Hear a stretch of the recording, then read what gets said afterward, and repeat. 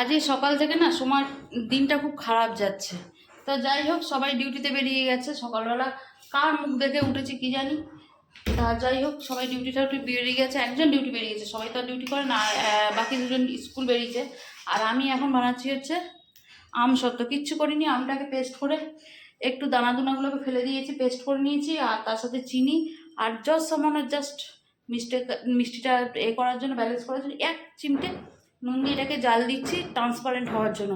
আর দেখবে আজকেও এসে আমি ডিউটি থেকে এলে মুখ খাবো। এই যে এতে দেখতে পাচ্ছ আমগুলো, এখানে 2.5-3 কিলোর কাছাকাছি আম ছিল। ওই যে একজন দিয়ে গিয়েছিল, ঝড়ে পড়েছিল, ঝড়ে পড়া আম না, একটু ড্যামেজ হয়ে গিয়েছিল।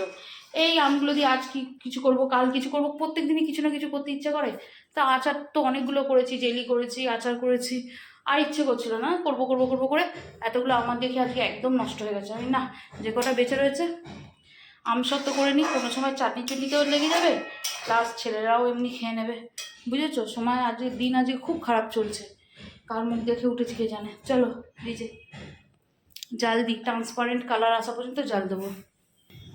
আম পাক দেওয়া হয়ে গেছে, এবার শুধু থালায় বেড়ে শুকোর দেবো।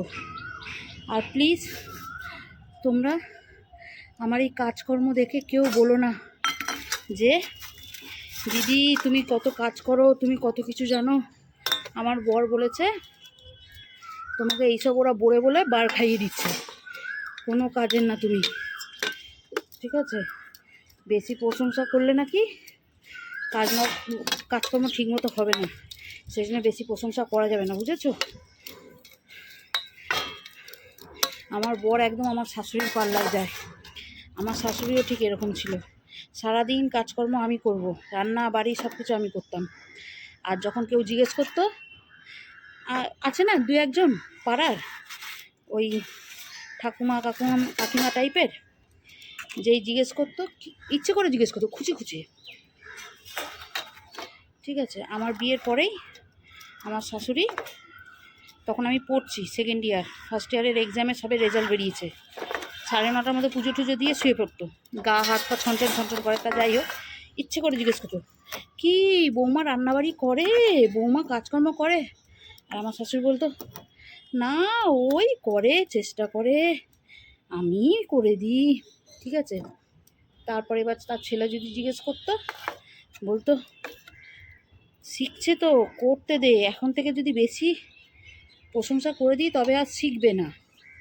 তা যাই হোক, বদনাম করছি না, তার জন্যই শিখেছি এসব কাজকর্মগুলো।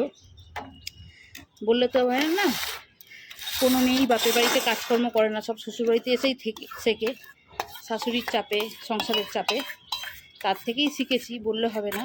তা যাই হোক,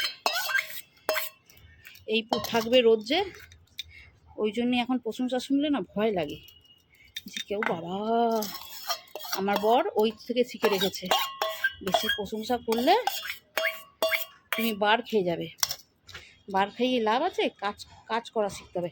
এখনও শেখাচ্ছে আমাকে, কারণ সে তো এসে একই কথা বলবে যে সারাদিন ঘরে কি করো, আমরা চলে যাওয়ার পর তোমার কাজ কি? ও ডিউটি বেরিয়ে যাওয়ার পর আমার কোনো কাজই নেই। উফ বাবা, মাথা গা হাত পা পুড়ে যাচ্ছে আমার।